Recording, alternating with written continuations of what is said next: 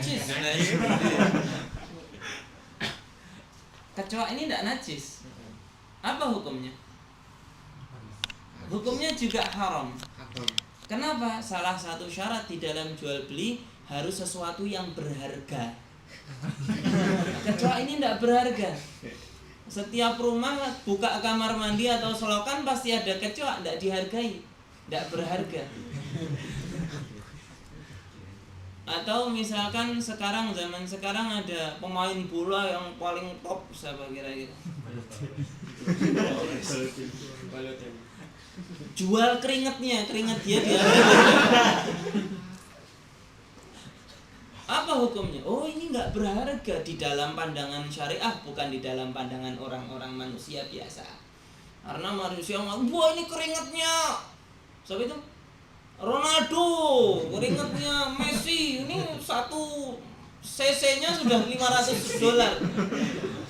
Saya karena penggemar, oh ini di dalam mata syariah tidak berharga, makanya tidak boleh diperjualbelikan. Adanya apa? Raf'ul yad atau mengangkat tangan dari kepemilikan itu. Ini 1/4 yang kedua. 1/4 yang ketiga membahas tentang pernikahan.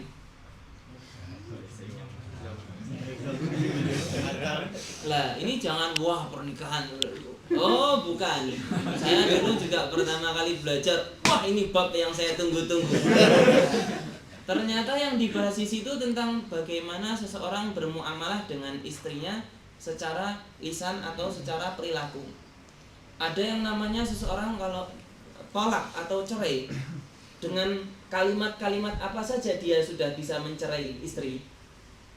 Misalkan banyak kita mendengar di sinetron-sinetron atau TV-TV, laki-laki bilang sama istrinya, pulang kamu ke rumahmu, aku sudah tidak butuh sama kamu, pulang saja ke rumah ibumu. Ini lalu hukumnya apa? Apakah ini jatuh talak, cerai? Jatuh enggak? Jatuh enggak? Tergantung dia bagaimana. Apakah dengan itu dia maksud hanya mengusir saja, atau dia maksud untuk memutus pernikahan? Nanti di dalam namanya kalimat-kalimat tolak ada 3 kalimat-kalimat yang tidak mungkin tidak. Yang pertama, saya cerai kamu. Nah, ini sudah mau niat atau tidak niat jatuh tolak. Atau seorang bilang saya tolak kamu, atau dia bilang saya putus hubungan kamu dari pernikahan ini. Sudah mau niat atau tidak niat jatuh. Ini namanya sharihut tolak. Tolak yang terus terang, yang tidak butuh niat. Cuman kalau yang tidak terus terang atau samar-samar, itu yang harus dengan niat, seperti kamu jangan masuk rumah ini lagi. Maksud kamu apa? Enggak, sebelum kamu minta maaf sama saya, kamu enggak boleh masuk. Kalau sudah minta maaf boleh masuk. Kamu niat ini tolak? Enggak, saya enggak niat tolak, cuma ngancem aja. Oh, berarti enggak jatuh. Atau bilang, pulang kamu ke rumah bapak kamu sana, aku sudah enggak pengen melihat wajah kamu lagi. Kamu maksud apa? Enggak, kamu pulang, ntar seminggu pulang kemari. Nah, ini. Atau misalkan ada seorang wanita yang ketika suaminya negur dia cemberut, disentuh sama suaminya dia marah, suaminya deketin lagi dilempar pakai batu. Ini namanya babun nusyuz, perempuan yang atau durhaka kepada suami. Durhaka bukan hanya kepada orang tua, akan tapi kepada suami juga ada. Bagaimana hukumnya? Hal-hal seperti ini berhubungan di 1/4 1/3 bab pernikahan. Yang pertama tentang ibadah, yang kedua tentang perdagangan jual beli, yang ketiga tentang pernikahan atau kitabul ankihah, yang keempat rub'ul jinayah atau sesuatu hal yang berhubungan tentang hukuman. Kalau ada orang mencuri di dalam pandangan Islam, apa hukumnya? Apa hukumnya? Potong tangannya. Kalau misalkan ada orang yang meninggalkan sholat, apa hukumnya? Hah?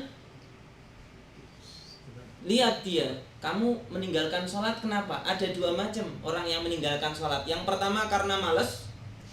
Aduh, sholat nggak ada gunanya. Nggak ada manfaat sholat. Saya sholat dari dulu tetap miskin terus nggak punya uang. Kenapa kamu sholat? Malas ya, capek saya sudah ibadah. Kalau kategorinya karena malas, dia harus dimintai pertobatan. Ayo kamu tobat. Kalau 3 hari nggak, tetap kamu malas-malasan sholat, bunuh. Orang yang meninggalkan sholat di dalam hukum Islam, bunuh.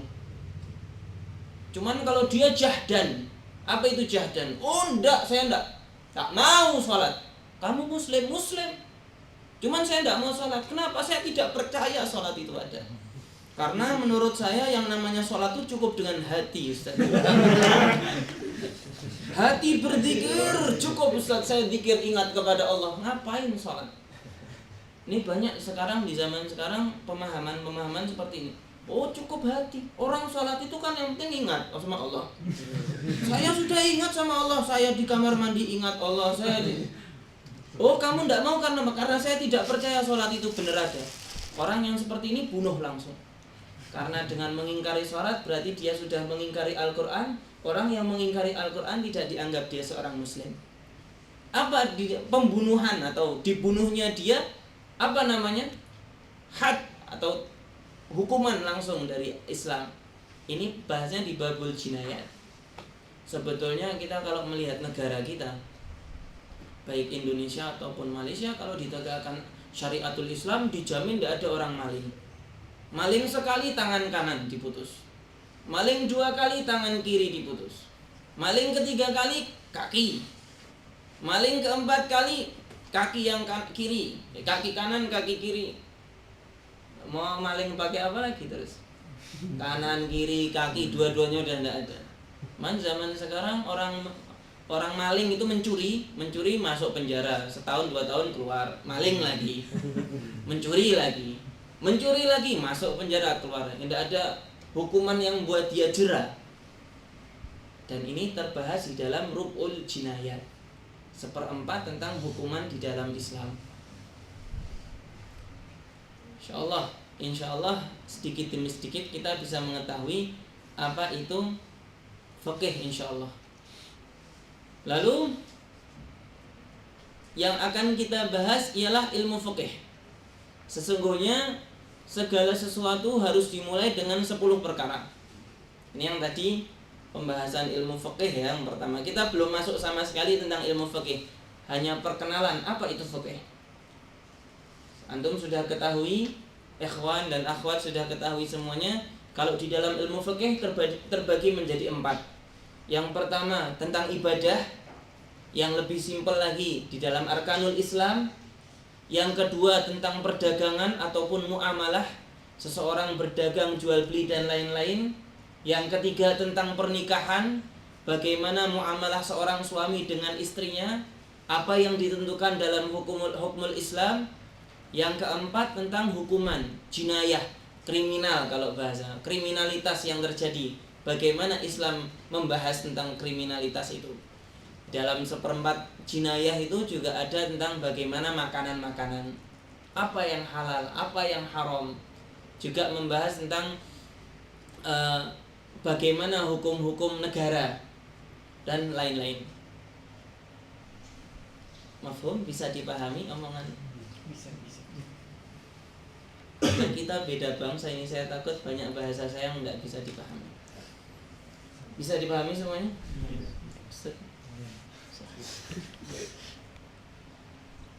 Ilmu fikih.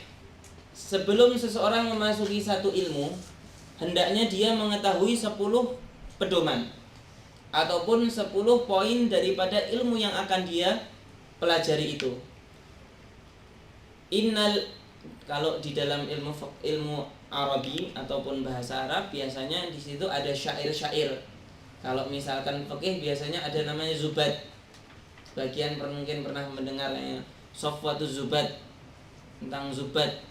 Jadi syair-syair yang menjelaskan tentang pedoman-pedoman agama cuman diringkas dengan bait-bait syair.